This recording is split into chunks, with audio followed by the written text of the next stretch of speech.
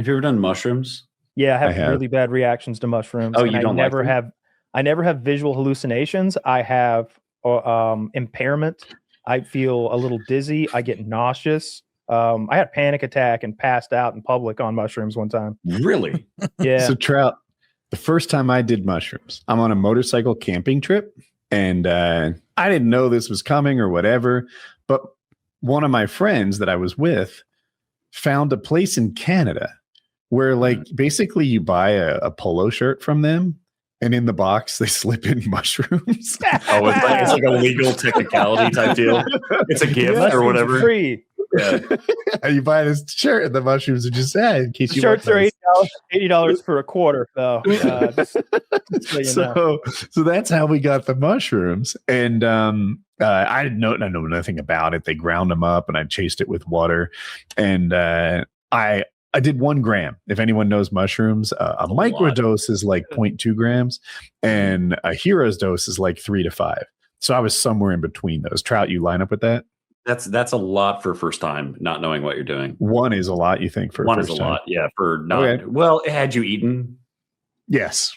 Oh, okay. A lot. Yeah. It's still like a. You think that's a bunch? Okay. So anyway, the effect on me was everything became super funny. I found my friends extra charming, and something about the smoke and the embers, like you said. They're captivating sober, in my opinion, but on mushrooms, they're triple that. Mm-hmm. I think mushrooms are one of those things that are dosed differently because it's obviously a wild mushroom. There's also different kinds of hallucinogenic mushrooms I know psilocybin is the main psychoactive ingredient, but I think there are others the same way there are multiple cannabinoids in marijuana. Mm. But the first time I took mushrooms, we got a quarter of an ounce, we cut it into quarters. And then I ate 1 of those and it just didn't do much at all. And so then I ate 1/8 of an ounce, which is 3.5 grams. And all that did was sort of turn the contrast up on the world to me. It felt like the greens of we went to the park and the leaves were like greener than they should have been. Like you'd adjusted the picture on your TV and made it extra vibrant. And I was okay with that. But what I really wanted, obviously, was to see the pink elephants like in the cartoon. I wanted to see a thing that wasn't really there, not just make colors a little more vibrant and be a little giggly. And so the next time I took mushrooms, I ate, 5-6 grams, something like that. And that's when I had the panic attack. But I didn't see or feel anything fun. I just got scared, nauseous.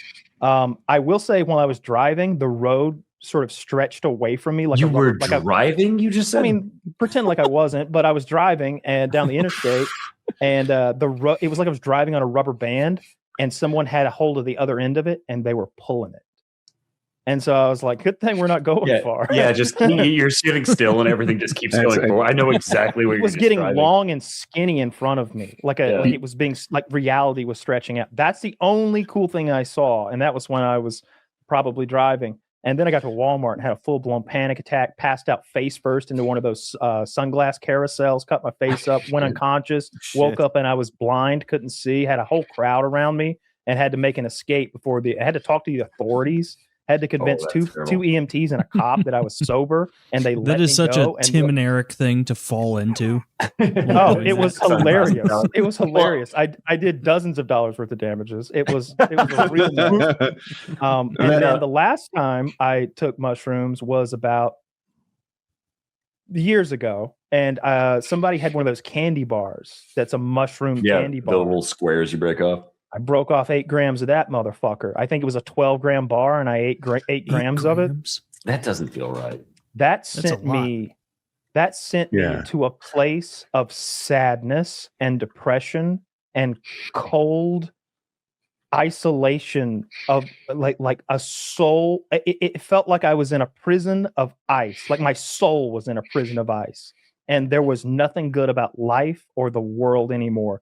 And I almost cried just sitting there thinking about how awful humanity is and the world is. And I was so lonely. I had this loneliness like gripping me like an icy cold fist. And I was like, I'm gonna have to go upstairs and cuddle with my girlfriend and sob.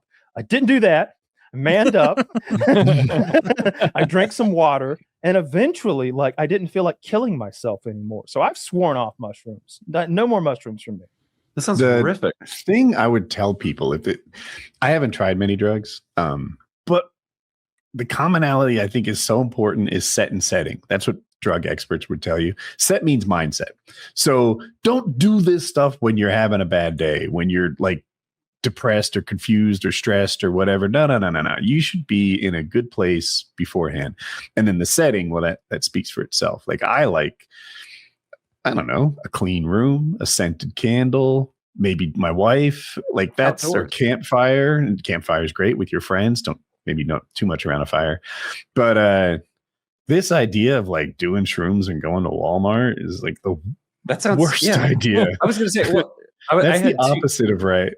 I had two questions for Kyle on that. One, state of mind. Are you a generally happy person? Do you consider yourself to be a positive? I'm really good at putting things in perspective and looking on the sunny side of life. It's pretty hard to get me like actually down because I'm one of those people who's like, it can always get worse. I remember one time me and my dad were fixing a broken pipe that was really close against a building, and it was hot and sweaty, and my hands were cut because there was no way to get to the broken pipe good. So you had to scrape every time you turned the wrench, and we were mucky and stinky, and you couldn't stop doing this job because it's a water pipe that's feeding 25,000 animals. Like, we have to finish this job. And I remember thinking, you know how much worse it'd be if it started raining right now? It can always get worse. And I apply that raining thing to everything in life. Whenever something is awful, even if it's like a family member's funeral, imagine if it rained now. Like it can always get worse. So just be happy with what you've got, especially when it's out of your hands. I'm really good at putting that stuff in perspective. When I was waiting on my like but sentencing, I was like, this is out of my hands. I'm going to represent myself as well as I can in court. I've got the best lawyer that I think I can find. It's out of my hands now. I've done my best. Whatever happens, happens. I've just made my peace with the worst case scenario. And anything less than that is fucking cherries on top. And it's hard to get me down. But those mushrooms took all that away. That's they so stripped bizarre. all that away. Because when you said that, it like sent you into a depressive spiral. Every time I've allegedly eaten mushrooms or mushroom chocolate, I become the happiest guy in the world. Like I become so like lovey-dovey.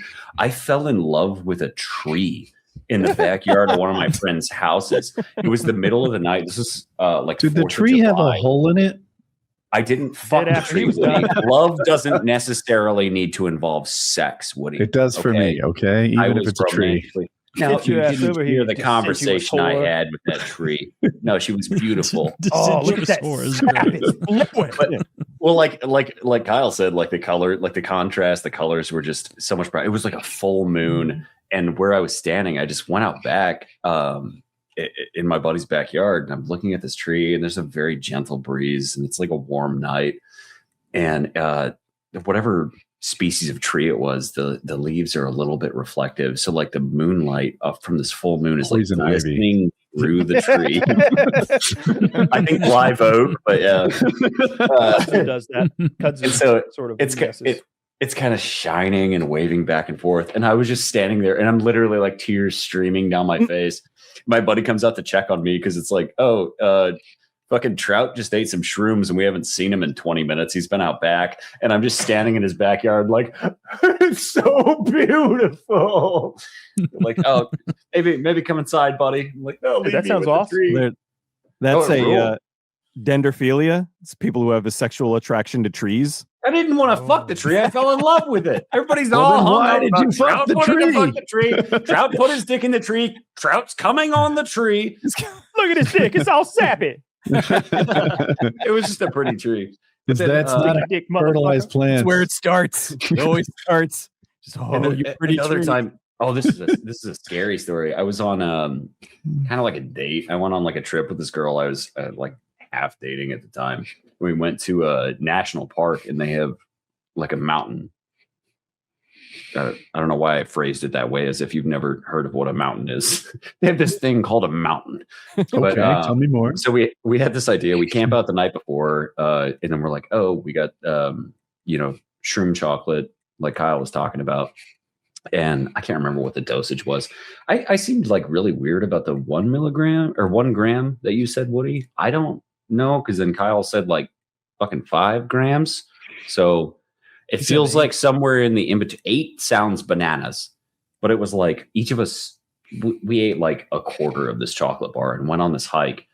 And then we got to the end of the trail, and we get to the end of the trail. Well, the peak of the mountain is still up there, and there's nothing paved. There's no staircase. Like, you can get to the top of the mountain if you have some balls. You just have to literally like stick your hand into crevices in the rock and climb up, like sliding your belly along the side of this fucking mountain.